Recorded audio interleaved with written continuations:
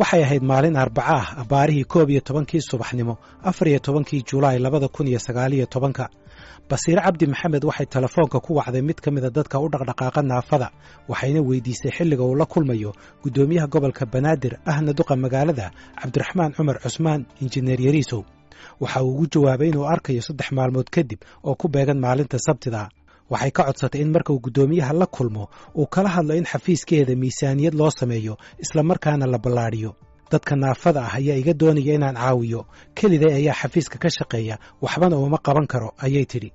abaarihii 1 duhurnimo ee maalintaasi Basiira waxay gashay xarunta gobolka Banaadir ku dhawaad 4:00 galabnimona waxa qolka shirarka ee gobolka ka dhacay qarax xoogan qaraxaasi waxa ku dhintay 6 ka tirsan mas'uuliyiinta gobolka Banaadir goor dambana waxa u dhintay 2 qof oo ku jiro gudoomiyihii gobolka ee duqa magaalada Muqdisho Allah u naxariiste injineer Cabdiraxmaan Cumar Cusmaan Yariisow liibaan oo ah magacaan ugu yeerayo mas'uulkii ay subaxdaasi la hadashay Basiira waxa uu maqlay qarax inuu ka dhacay gobolka Banaadir isla galabnimadii habeenkiina waxa loo sheegay in la yahay Basiiro loona malaynayo inay qaraxaasi ka dambeysay liibaan waxa uu qaadan waayay in gabadhii kala hadlaysa danta guud ay isqarxisay shaki ayaana galay laabtiisa haddana waxa uu isweydiiyey in ujeedada ay u soo wacday ay ahayd marin habaabin si uu uga sheekeeyo sida uu haddaba ugu warramayo galka baarista qaraxaasi waxaa markiiba ku dhintay 6 ka tirsan saraakiisha gobolka toddobaad kadibna waxaa dhaawacii soo gaaray u geeriyooday gudoomiyihii gobolka Banaadir Allah u naxariiste Cabdiraxmaan Cumar Cusmaan Cabdiraxmaan Yariisow dawladda Soomaaliya waxay rasmi ahaan u sheegtay in qaraxaasi ay ka dambeysay Basiir Cabdi Maxamed iyo gabadh kale oo kalkaaliyo u ahayd taasi oo la yahay laguna magacaabo Degan Cabdullaahi Cali su'aalaha ay dad badan isweydiinayeen ayaa haddaba ah sidee ayay Basiir Cabdi Maxamed shaqo uga heshay gobolka Banaadir yaa u geeyay gudoomiyaha gobolka Banaadir si uu shaqo u siiyo maxaa muujinaya in gabadhan ay xiriir la lahayd ururka Al-Shabaab iyo su'aalo kale galka baaristu waxa uu isku dayayaa inuu ka jawaabo su'aalahaas iyo kuwa kale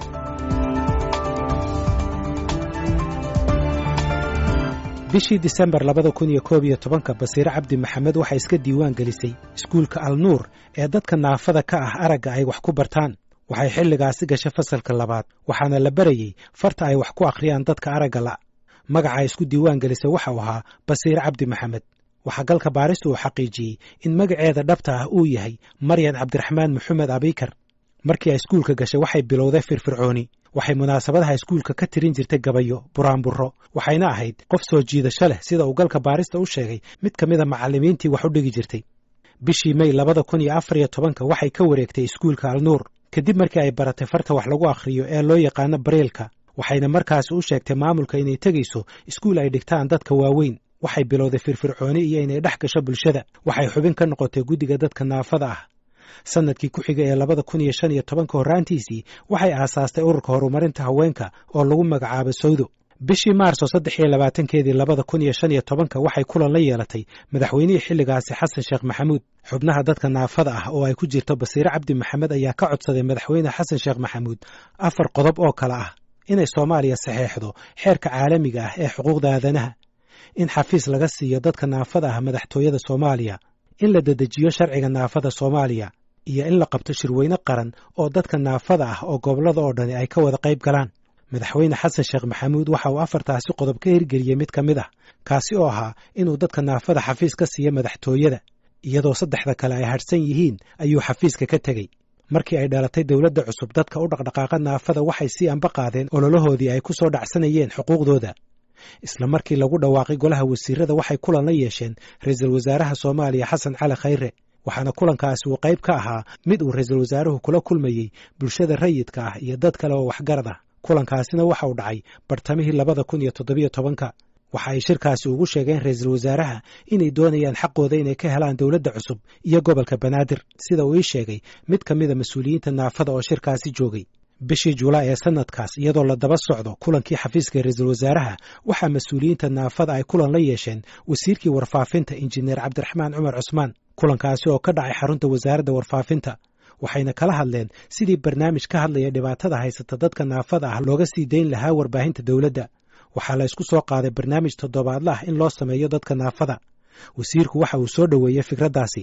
bishii Janaayo 22keedii 2018 injineer Cabdiraxmaan Cumar Cusmaan waxa uu ka tagay wasaaradda warfaafinta waxaana loo magacaabay duqa magaalada Muqdisho ahna gudoomiyaha gobolka Banaadir bishii maarso ee xigtay waxa uu mar kale la kulmay guddigii wakiilka u ahaa dadka naafada oo ay ku jirto Basiire Cabdi Maxamed. wakiiladaasi waxay u sheegeen inay ka doonayaan guddoomiyaha inuu xil ka siiyo gobolka. mas-uuliyiintu waxay dhexdooda xilkaas u soo jeediyeen inay qabato Basiire Cabdi Maxamed oo ka mid ahayd hogaamiyaasha ugu cadcad mas-uuliyiinta naafada. guddoomiyaha gobolka Banaadir waxa uu guddigii u sheegay inay isaga jawaab ka sugaan. 15 May 2018 injineer Cabdiraxmaan Cumar Cusmaan waxa uu bixiyey jawaabtiisii, waxaana uu wareegto ku magacaabay Basiire Cabdi Maxamed inay noqoto xiriiryaha arrimaha dadka naafada ee gobolka Banaadir. waraysi ay siisay Basiire Cabdi Maxamed idaacadda Mustaqbal ee magaalada Muqdisho ayay kaga hadashay xilkaasi loo magacaabay. arrintan waxaa la iigu dhawaaqay ama xilkan oo ay dekreetada soo baxday 15 May ee soo baxday. fursado badanna way noo saamaxeen. ugu horeyn dadka naafada ah oo aad u jeclaa in macnaheedu aan u qabto arrin mas'uuliyad ah oo arrintooda u ololeeyo oo waxa la yiraahdaa u ololeynayo markasta in aniga aan u taga boos aan arrintooda wax uga qaban karo ama uga dhaqdhaqaaqi karo mar walba u taagnaayeen oo arrintaas waxa la yiraahdaa aad u daneynayeen. qodobka labaad oo ii saamaxayna waxay ahayd in guddoomiyaha gobolka Banaadir Cumar Cabdiraxmaan Cumar Yariiso guddoomiyaha gobolka Banaadir duqa magaaladana ah in waxa la yiraahdaa ay ahayd xilli isaga oo xilka haayay asigana uu ahaa qof mar walba arrimaha naafada aad u jecel. hadduu wasiir ahaa iyo hadduu guddoomiyaha gobolka Banaadir yahayba mar walba naafada xilli kasta qof la fariisto arrimahoodana aad u daneeyo ahaa. bishii Juun 30 2018 madaxweynaha Jamhuuriyadda Soomaaliya Maxamed Cabdullaahi Farmaajo ayaa xafiiskiisa ku qaabilay xubno ka mid ah dalladda ururada naafada kuwaasi oo u doodaya xuquuqda dadka naafada ah.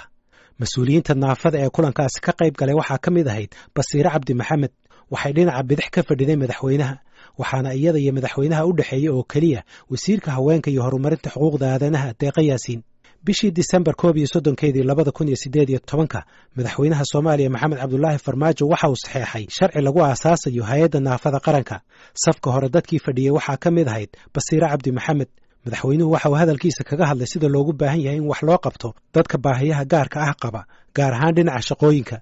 ahmiyadda uu leeyahay sharcigan runtii waa ahmiyad aad iyo aad u weyn oo ugu horeyso inaan daryeelno dadkeenna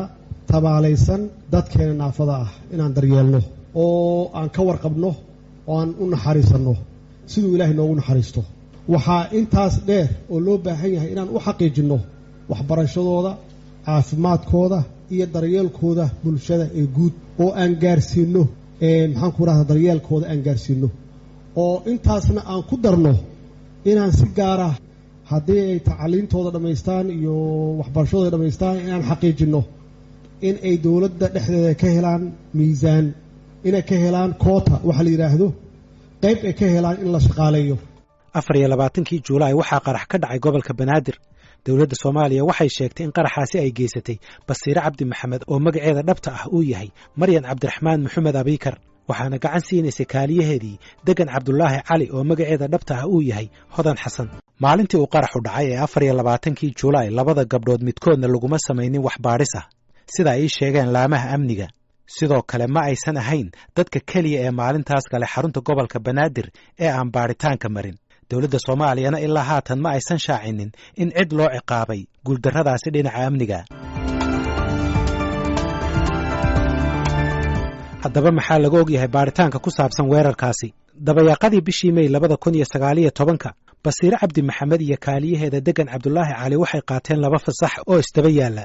fasaxa waxaa ku horreysay Degan Cabdullaahi Cali oo muddo bilo ah la shaqaynaysay Basiire Cabdi Maxamed oo iyadu shaqada keentay. isla bishaas gudaheed waxaa iyaduna fasax qaadatay Basiire Cabdi Maxamed, waxayna soo laabatay maalmo ka hor dabaaldegii 26 Juun. mas-uuliyiinta amnigu waxay sheegeen in labada gabdhoodba ay xilligan u safreen dhulka ay al-shabaab ka taliyaan. sarkaal sare oo ka tirsan nabad sugidda Soomaaliya waxa uu ii sheegay in guddoomiyaha gobolka Banaadir uu dhaqaale dhan $10,000 siiyey Basiire Cabdi Maxamed kadib markii ay u sheegtay inay caafimaad ugu safrayso dalka Hindiya. inay Hindiya u safrayso waxay sidoo kale u sheegtay ugu yaraan 2 qof oo la hadlay galka baarista. hase yeeshee baaritaankii la sameeyey waxaa caddaatay inaysan waddanka ka bixin, loona badinayo inay u safartay deegaanka Toorotorow ee gobolka Shabeellada Hoose oo ay gacanta ku hayaan ururka al-shabaab. Basiire markii ay fasaxa ka soo laabatay waxay si weyn ugu dadaashay inay ka qayb gasho munaasabadihii xorriyadda ee 26 Juun iyo 1 Juulaay. mid ka mid a saraakiisha amnigu waxa uu ii sheegay inay ka qayb gashay munaasabadii hore ee 26 Juun waxaan weli caddayn inay ka qayb gashay munaasabadda labaad ee 1 Juulaay sidoo kale waxaan weli sugnayn inay doonayso inay bartilmaameedsato madaxweynaha Soomaaliya oo ka qayb galay labada munaasabadoodba galka baaristu waxa uu ka ogaaday wareysiyo uu la yeeshay mas'uuliyiinta amniga iyo dad ka tirsan qaraabada in Basiir Cabdi Maxamed ay xiriir la lahayd laba qof oo ku sugan magaalada Buqa Qable labadaasi qof mid kamid ah waxa la sheegay inay kamid tahay dadka u dhaqdhaqaaqa ururka Al-Shabaab halka kan kale la sheegay inuu xubin ka yahay ururka Al-Shabaab labadooduna waxay ka tirsan yihiin qaraabada Basiir Cabdi Maxamed mid kamid ah labadaasi qof waa Xasan Maxamed Abikar oo adeer u ah Basiir Cabdi Maxamed oo magaceeda dhabta ah uu yahay Maryan Cabdiraxmaan Maxamed Abikar Xasan Maxamed Abikar waxa uu ku sugan yahay magaalada Buqa Qable ee gobolka Hiiraan laba ilo wareed oo mid uu ka tirsan yahay laamaha amniga kan kalena ehelka Basiir Cabdi Maxamed waxay galka baarista u sheegeen in Xasan Maxamed Abikar uu ka tirsan yahay saraakiisha Al-Shabaab u qaabilsan qaadista canshuuraha galka baarista way u suurtageli weyday inuu telefoonka kula xiriiro Xasan Maxamed Abikar sidoo kale laba ka mid ah ehelada Basiir waxay galka baarista u sheegeen in hooyadeed lagu magacaabo Faadumo Cali Abikar ayna ku magac dheer tahay Shiino waxay ku nooshahay magaalada Buqa Qable ee gobolka Hiiraan oo ay gacanta ku hayaan maleeshiyada ururka Al-Shabaab labadaasi qof waxay sidoo kale galka baarista u sheegeen in hooyadeed ay ka mid tahay dadka u dhaqdhaqaaqa xarakada sida ay hadalka u dhigeen una abaabula taageerada dumarka iyo ururinta taakulaynta mid ka mid ah ehelada Basiir waxa uu galka baarista u sheegay in hadda ka hor Basiir uu soo doonay in ay isku barteen magaalada Muqdisho balse hooyadeed ay diiday iyadoo ku adkaysatay inuusan gabadheeda guursanayn nin aysan ka soo ureyn rasaasta mujaahidiinta sida uu hadalka u dhigay qof saddexaad oo ka mid ah ehelka Basiir Cabdi Maxamed wuxuu galka baarista u sheegay in hooyadeed ay ka mid tahay dadka naafada ka ah dhinaca aragga mar aan weydiiyey hooyadeed inay u dhaqdhaqaaqdo ururka Al-Shabaab waxa uu ku jawaabay deegaanka dadka jooga haddii aysan saameyn ku lahayn waxba kuma ogi Basiir aabaheed Cabdiraxmaan Maxamed Abikar waxa la sheegay inuusan ku noolayn dhulka ay ka taliso ururka Al-Shabaab isla markaana uusan qayb badan ku lahayn nolosha iyo duruufaha qoyska ku nool Buqa Qable galka baarista waxa uu helay xiriirka aabaha Basiir Cabdiraxmaan Maxamed Abikar hase yeeshee lagama jawaabin telefoonkiisa galka baaristu waxa kale oo la xiriiray xubin kale oo ka tirsan ehelka oo ii sheegay sidan qoysku shaqada gabadha kuma ogeyn sidoo kale laguma ogeyn inay urur ka tirsan tahay dhacdadan waxay ahayd wax hal mar ah oo aan annaga oo dhan aad ula yaabnay qoysku ma oga inay Al-Shabaab ka tirsanayd ilaa haatanna ma hayno wax caddaynaya inay Al-Shabaab ka tirsanayd waxaan weydiiyey su'aal ahayd inay xiriir la lahayd dad ka tirsan Al-Shabaab iyo in kale waxaana uu ku jawaabay maya wax iyada u qarsoon ma ogaan karno laakiin annaga qoys ahaan waxaan ku ogeyn ma jirto mas'uuliyiinta dawladda Soomaaliya waxay ii sheegeen in weli ay baaritaan ku wadaan sidii uu qaraxaasi u dhacay hase yeeshee ilaa haatan dadka la xiray su'aalana la weydiiyey waxaa ku jira Cabdulaahi Cabdiraxmaan Maxamed oo xiran muddo 50 maalmood ah Cabdulaahi waxa uu la dhashay Basiir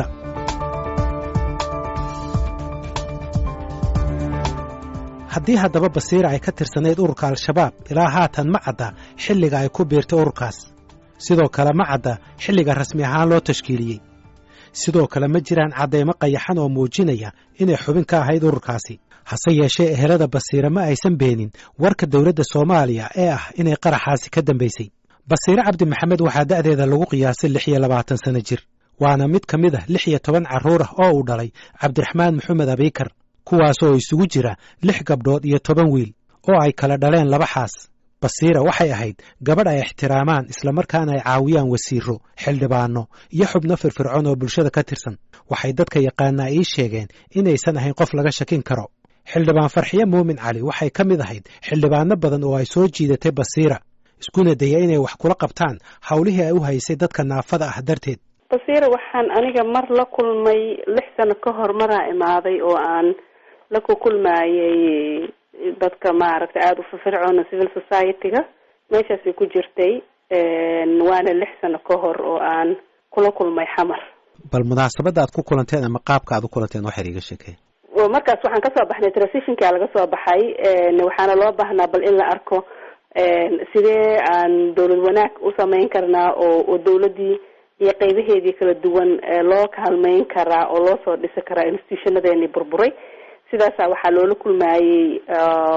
civil society oo kala duwan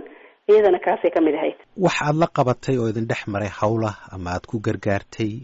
ma jiraan ama shaqaad isugu timaadeen shaqo gooni oo isugu imaana ma jirto laakiin shaqooyin badan meelo badan oo iyada ay ka qayb galaysa ama lagu soo casuumay oo ama wacyigelin laga bixinayay ama howlo kale laga qabanayay way jirtaa laakiin waa mar hore hadda ma detailkiisii wixiisi dhan ma ku siin karo runtii shakhsiyaddeeda wax iiga sheeg qof ahaan iyo aqoonta aad u lahayd intaa taqaanay runtii aqoon fog umaana lahayn magaceeda hore oo loogu yeero oo keliya Basiiro ah wax loogu daro ma garanaynin markii lagula kulmo meelaha ama shirarka ama meelo kale lagula kulmo ay hadlayso oo khudbad la siiyo runtii waxay ahayd qof dhalinyaro ah qof firfircoon runtii qof haddana disable ah gabarna ah intaas marka isku darsatay runtii oo qof cod kar ahna ay tahay oo holi og waxa ay rabto iyo waxa ay doonayso sheegi karto runtii waxaa isku dayaysaa inaad haddii aad awooddo si uun aada u caawiso si ay ugu noqoto dadka kaleeto tusaale wanaagsan ugu noqoto oo loo arkay in aadan u xayirnaaneyna haddaa indha la-dahay dhiga la-dahay luga la-dahay aada shaqaysan karto wax qaban karto caawin kartana dadka adiga kula mida runtii intaasoo sifo ayay isku darsatay gabadha Basiiro Cabdi Maxamed waxay xubin ka ahayd xubno fara badan oo u dhaqdhaqaaqa hoggaanka dadka naafada isla markaana u dooda xuquuqdooda hogaamiyaasha dadka naafada ah waxay ii sheegeen inay dhibaatooyin faquuq ah iyo afxumo la kulmeen tan iyo intii uu weerarkaasi dhacay hogaamiyaasha naafadu waxay sidoo kale ammaaneen guddoomiyihii gobolka Banaadir Allah u naxariistee Cabdiraxmaan Cumar Cusmaan injineer Yariisow oo ay sheegeen inuu ka mid ahaa laba saaxiib oo waaweyn oo ay ku lahaayeen dawladda Soomaaliya saaxiibka labaad waxa uu ahaa wasiirkii dastuurka Cabdiraxmaan Xoosh Jibriil oo xanuun u geeriyooday bishii Maarso ee sanadkan waxay sheegeen hogaamiyaasha naafadu in Yariisow uu ahaa saaxiib u caawiya siyaabo badan oo ay ka mid yihiin dhaqaale ahaan iyo inuu ahaa qofka ugu horeeya ee ka soo qayb gala munaasabadahooda looga hadlayo xuquuqda dadka naafada ah waxay ii sheegeen inuu dhibana u yahay naxariistii uu geystay waxay ugu baaqeen dawladda Soomaaliya inay dib ugu laabtaan wax u qabashada dadka naafada ah isla markaana ay dhamaystiraan dhismaha hay'adda naafada oo ah hawsha xigta kadib ansixintii sharciga naafada